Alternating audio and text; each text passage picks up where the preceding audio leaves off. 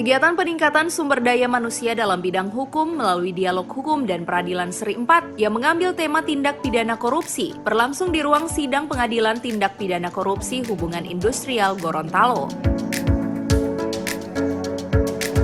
Persoalan korupsi merupakan masalah serius karena dapat membahayakan stabilitas DNA keamanan masyarakat, merusak nilai demokrasi dan moralitas, dan membahayakan pembangunan ekonomi, sosial politik, dan menciptakan kemiskinan secara masif sehingga perlu mendapat perhatian dari pemerintah.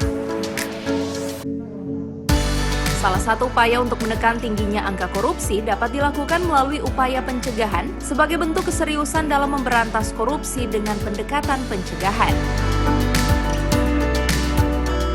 Tindak pidana korupsi yang telah merajalela saat ini tidak saja merugikan keuangan negara maupun perekonomian negara, namun sebagai tindakan pelanggaran terhadap hak-hak sosial dan ekonomi masyarakat, menghambat pertumbuhan dan kelangsungan pembangunan nasional untuk mewujudkan masyarakat adil dan makmur. Melalui pelaksanaan dialog hukum dan peradilan ini dapat memberikan manfaat dan pemahaman bagi seluruh aparat serta masyarakat tentang tindak pidana korupsi.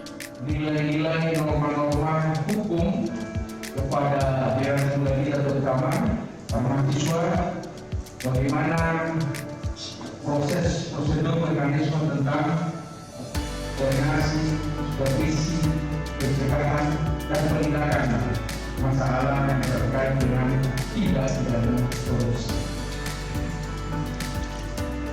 Korupsi merupakan masalah yang sangat serius yang selalu disampaikan oleh mulai dari Presiden sampai kepada tingkat bawah, para daerah, menteri, gubernur, bupati, wali kota, pimpinan negara, di mana saja yang menyatakan bahwa korupsi itu membahayakan stabilitas dan keamanan masyarakat, merusak nilai-nilai demokrasi dan moralitas, dan membahayakan pembangunan semua aspek pembangunan ekonomi, sosial, politik, budaya dan hukum itu sendiri, dan pada akhirnya akan menciptakan kemiskinan.